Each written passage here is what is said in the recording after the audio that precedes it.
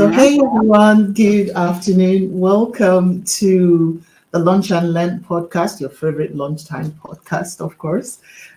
Today, we have an interesting topic that we're going to be discussing, and I'm here with my colleague, Mel. My name is Clara Rufia, and I'm a Scrum Master at Join Momentum, Scrum Master and Project Delivery Lead at Join Momentum. And joining me is Mel. Mel's going to introduce herself. Hi everyone, it's amazing to have you joining us.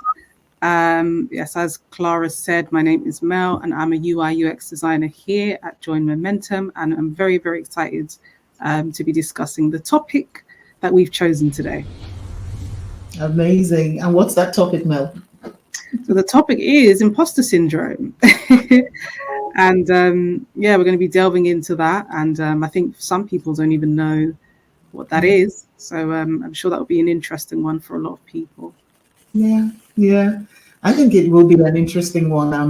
The thing is, you can't ever stop learning about something like this, right? Especially, recognizing it when it does show up, recognizing the ways in which it might show up in the workplace and all of that. So I don't know. I mean, I'm pretty sure you and I have the same kind of idea around this. But when I think a good place for us to start will be to, first of all, have something like a working definition of what imposter syndrome means. So to me, when I think about imposter syndrome, I think of it as obviously it's a psychological thing, right? And I think it's a pattern of thinking where, that's characterized by feelings of doubt, self-doubt. And sometimes those feelings are they're not valid, right? You may be someone who is a high performer, who's doing well, at work, but you still doubt yourself in some way. You have fear of failure.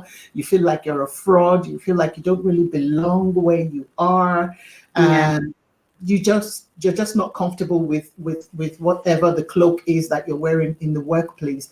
And that can kind of show up in many different ways. So that's what I think about when I think about imposter syndrome. Yeah, I agree totally. Because I kind of had to think about that before our, our meetup. And I think it is what you said, just feelings of inadequacy that come from maybe feeling like, am I really qualified for this position? Am I good enough? Are people going to think that I'm not good enough?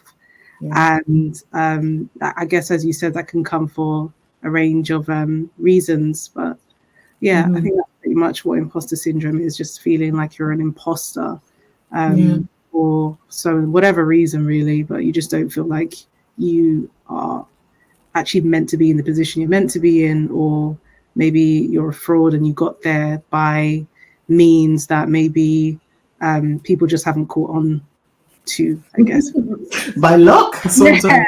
I think what's really, really funny about this feeling that the person may have is the fact that sometimes it's not underpinned by anything that's even true. So you have these feelings, but there's no reason, if you were looking at it objectively, or if someone else was looking at you from the outside, there's really no reason why you should be feeling the way you're feeling.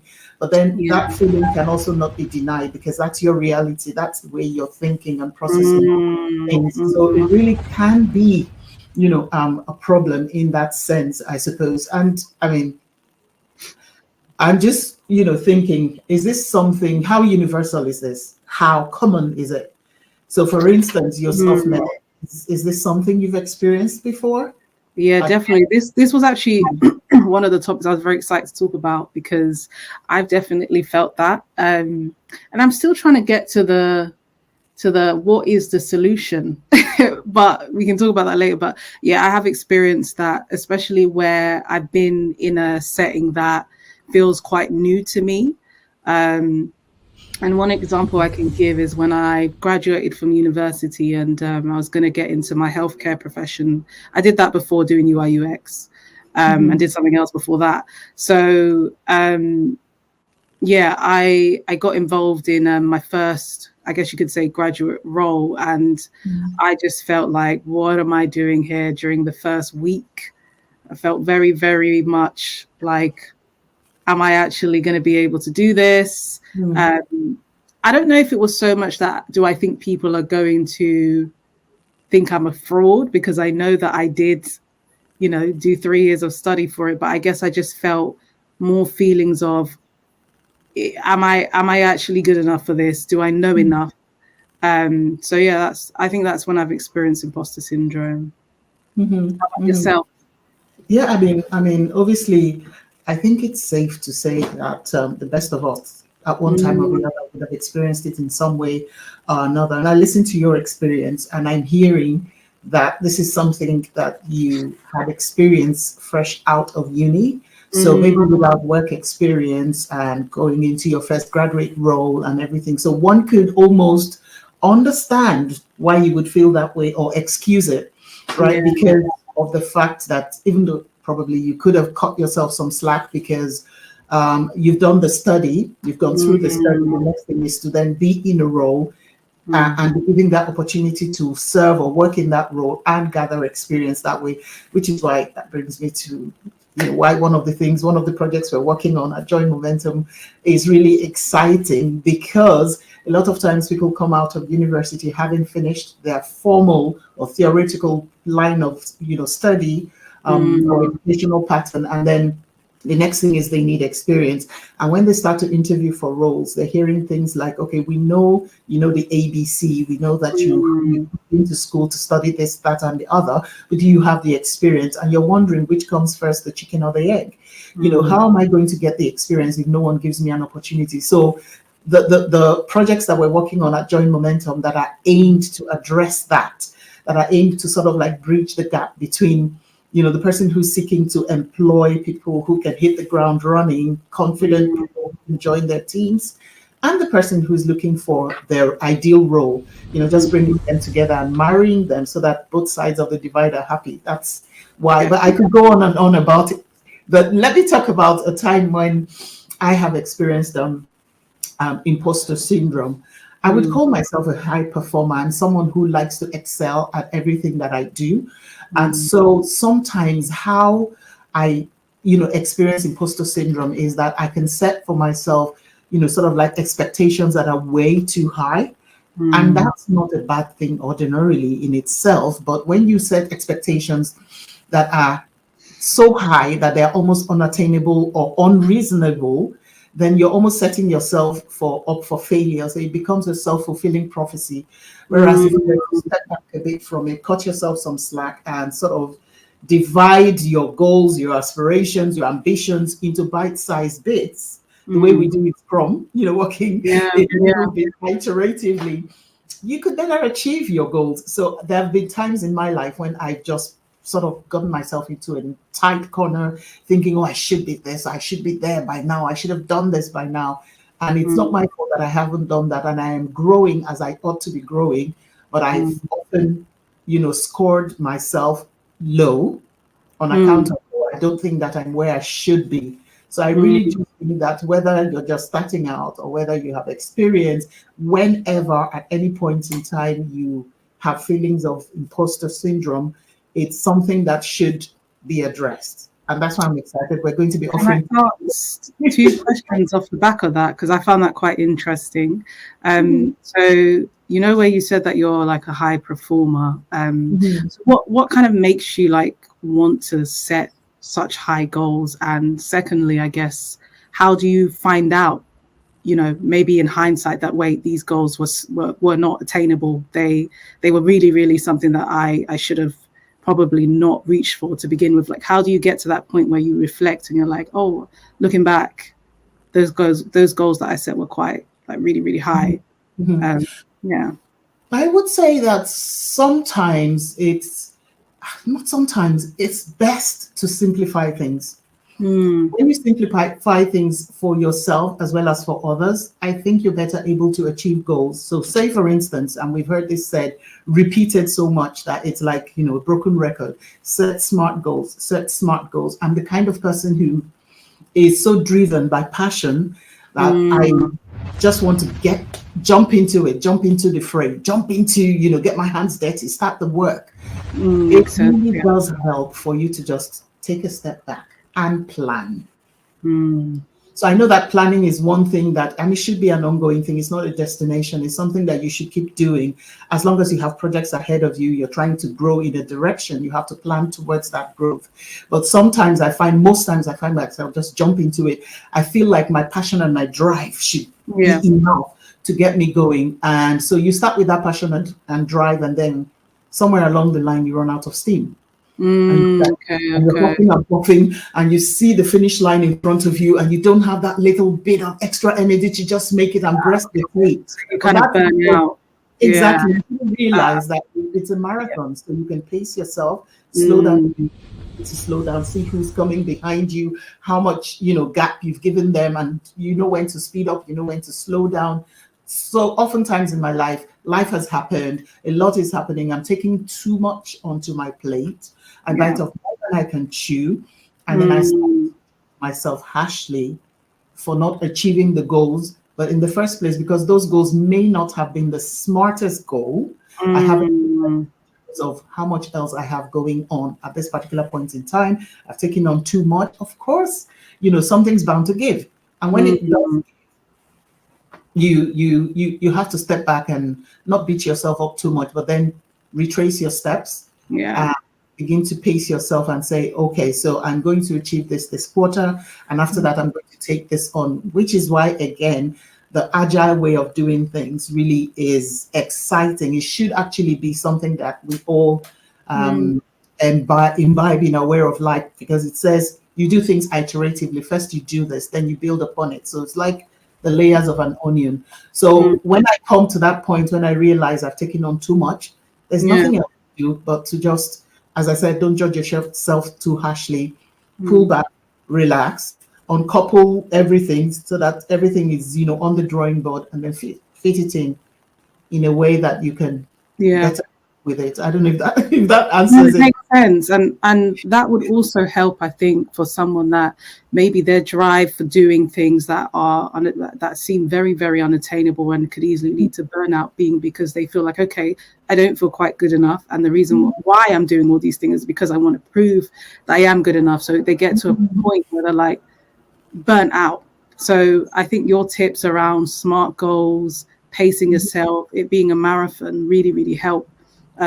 Yeah, for various reasons on why people set such high goals for themselves. And as you said, there is nothing wrong with that. But I think it's just knowing that, you know, is this healthy? Am I going to end up giving if I set all these goals for myself? So yeah, that was just a really, really interesting take, and I think advice for a lot of people, because I know a lot of people are like that.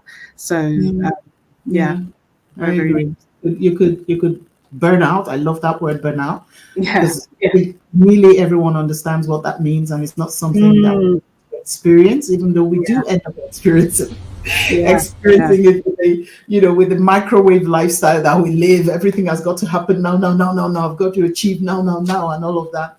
Yeah. Mm. So it really is worth discussing these things. All right, guys, we're going to take a quick break now. Don't go away, stay. And when we come back, we will be sharing some tips with you that you can probably apply to deal with imposter syndrome in the workplace or in life in general.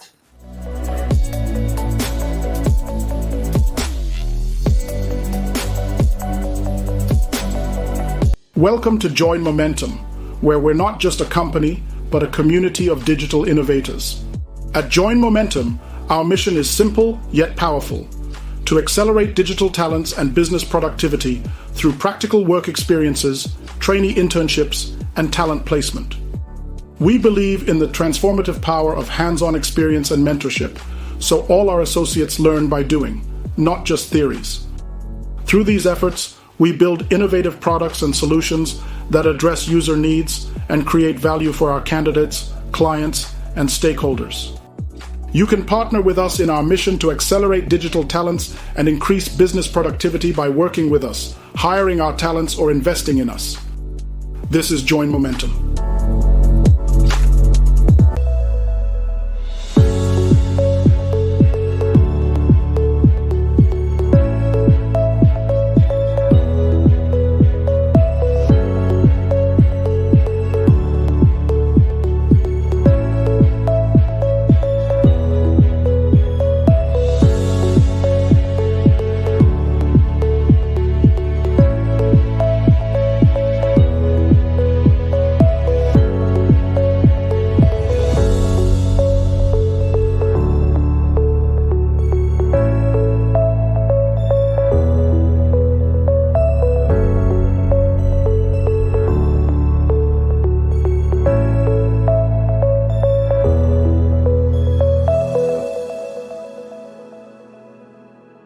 Are you an expert in your field, or do you provide professional services and consultation? Do you have knowledge that someone would be willing to pay for?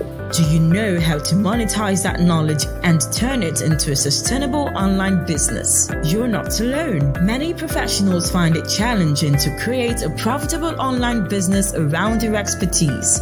But now, there's a solution. Subscribe to the Customer Skills Consultation App waitlist and download the Knowledge Monetization Toolkit, packed with practical strategies and real-world examples that will help you monetize your skills, knowledge, and create a sustainable online income. Whether you're a coach, consultant, author, speaker, teacher, or any other type of expert, this ebook will give you the tools and guidance you need to succeed. Don't wait any longer to monetize your knowledge. Join our waitlist now and take the first step towards creating a sustainable online income. Visit www.cashmyskills.com.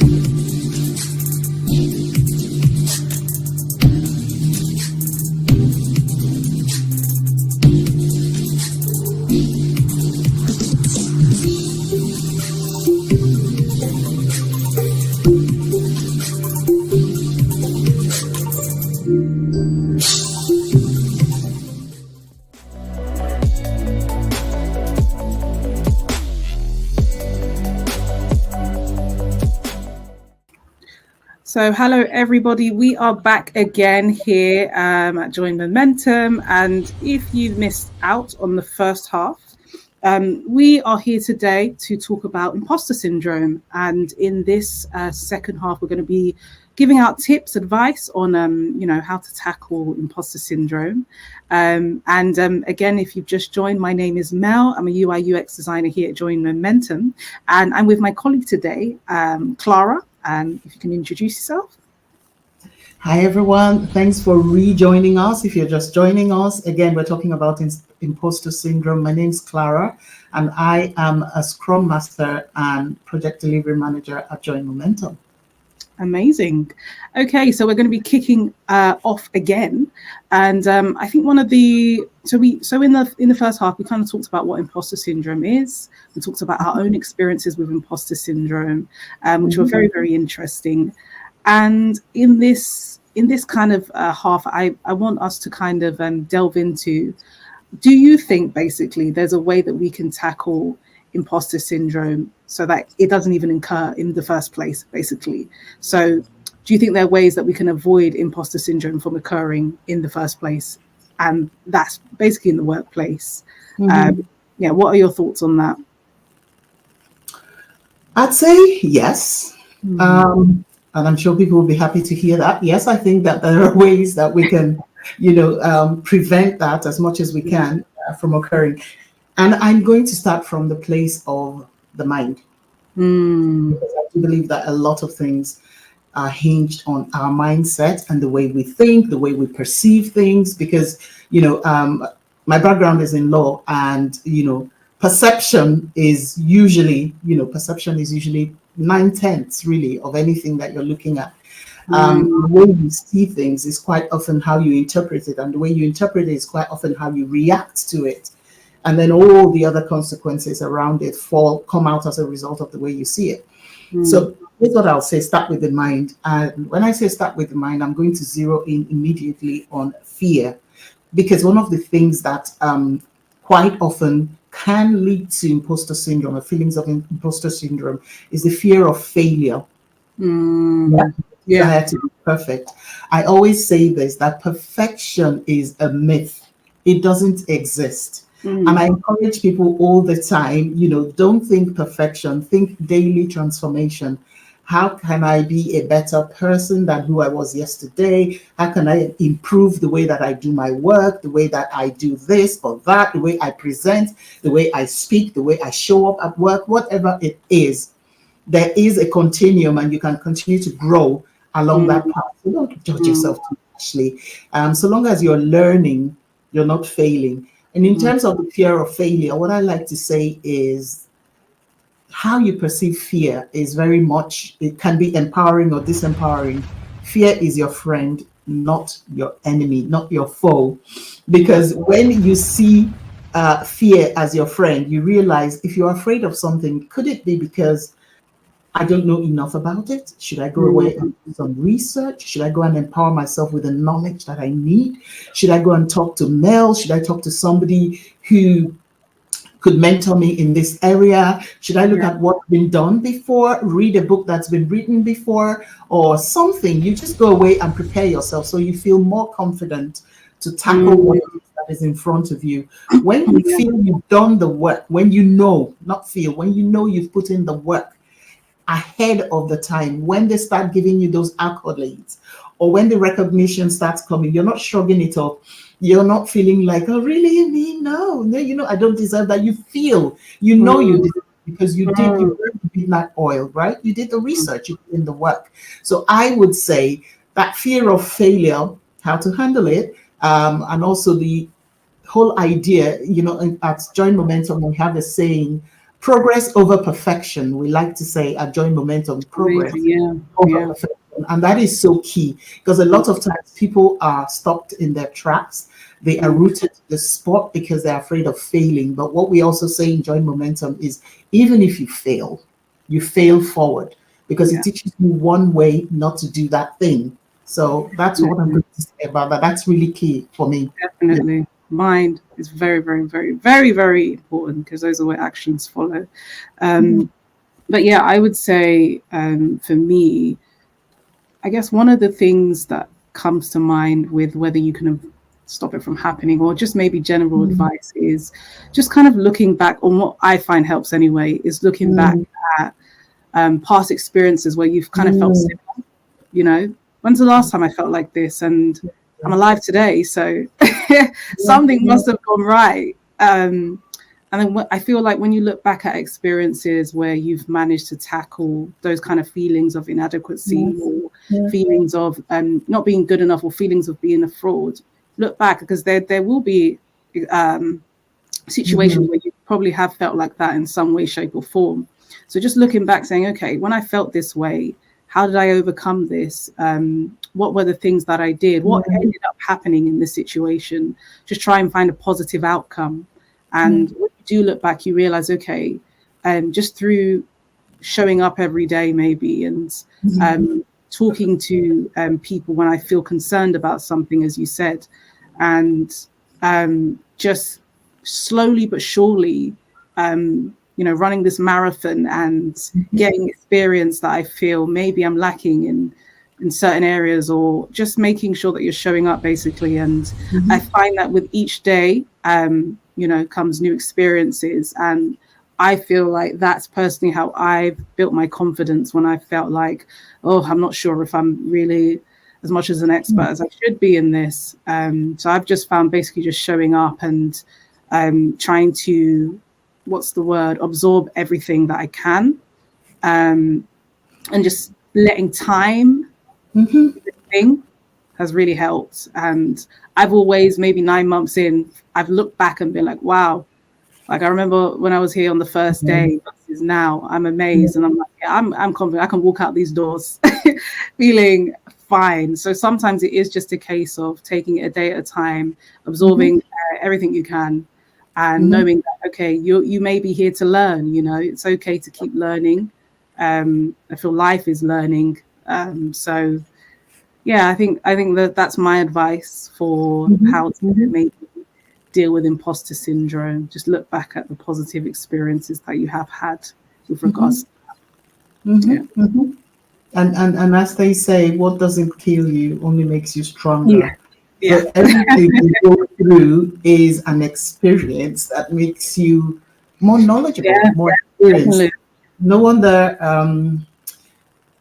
Henry Ford, I think, said that if you think you can or you think you can't, you're absolutely right. So see, just that's the power of the mind.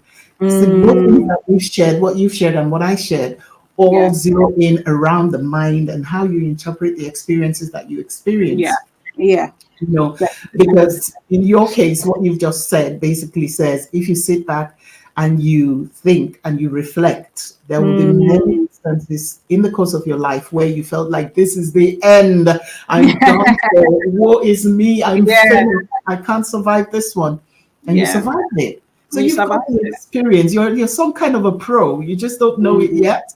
So you have to start by celebrating yourself. When you start by celebrating yourself, when other people praise you, you're not shrugging off the praise. You are open to praise. You receive it, not in a pig-headed way, but like, I've earned it. I'm all that. Yeah. Pick yourself up. Pick yourself up. Exactly. Yeah. So shifting the mindset from perceived shortcomings, because quite often, as we all know, there is no basis to the feelings that you have.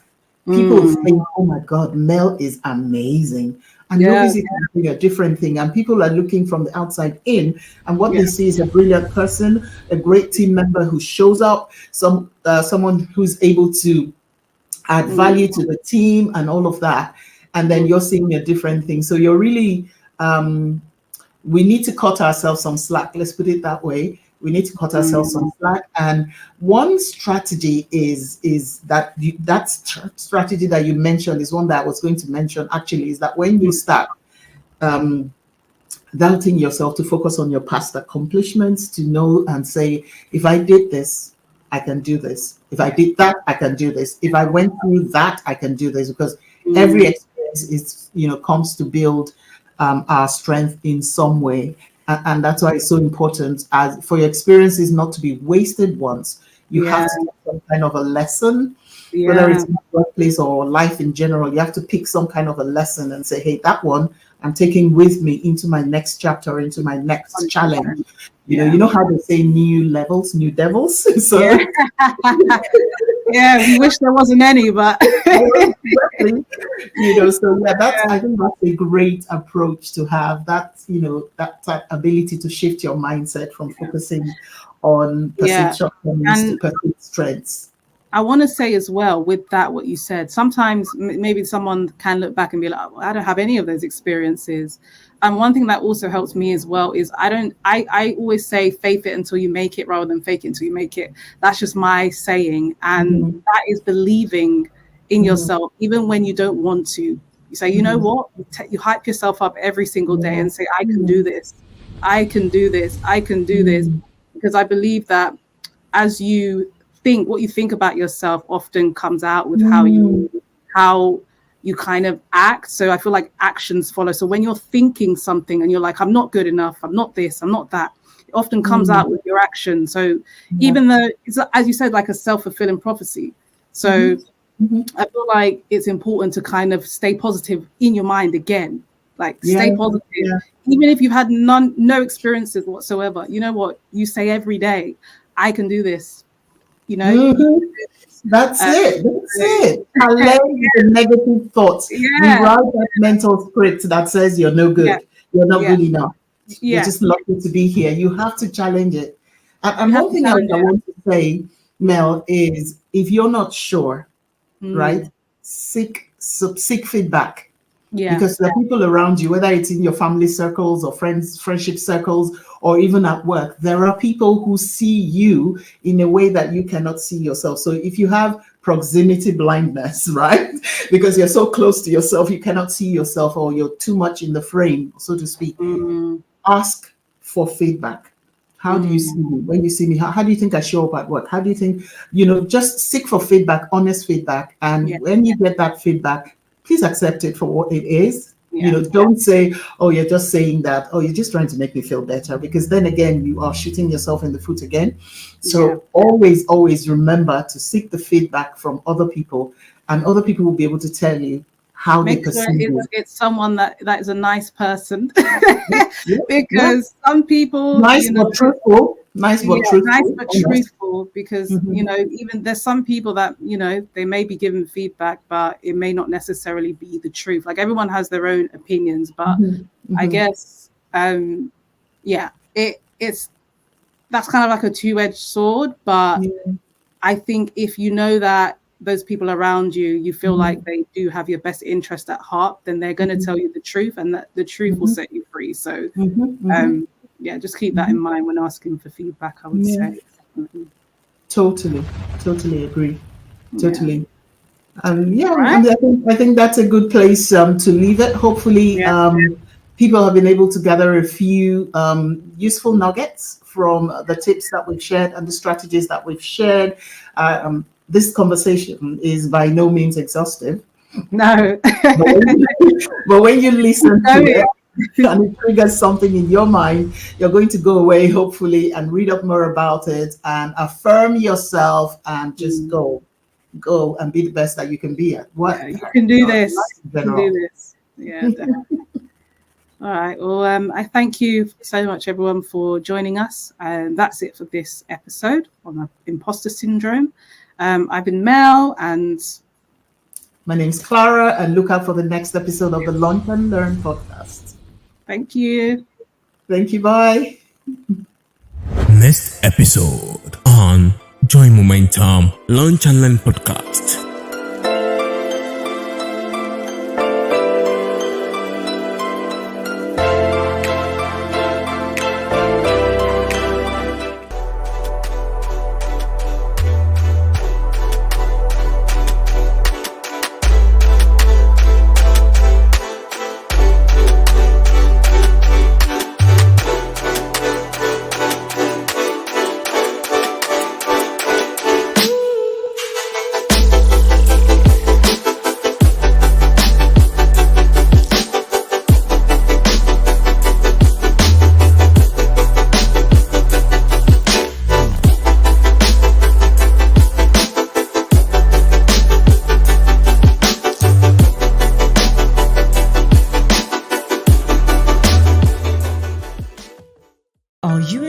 spot in your field, or do you provide professional services and consultation? Do you have knowledge that someone would be willing to pay for?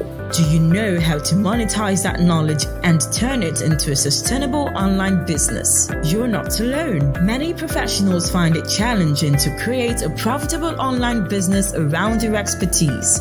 But now, there's a solution. Subscribe to the Cash My Skills consultation app waitlist and download the Knowledge Monetization Toolkit packed with practical strategies and real-world examples that will help you monetize your skills, knowledge, and create a sustainable online income. Whether you're a coach, consultant, author, speaker, teacher, or any other type of expert, this ebook will give you the tools and guidance you need to succeed. Don't wait any longer to monetize your knowledge.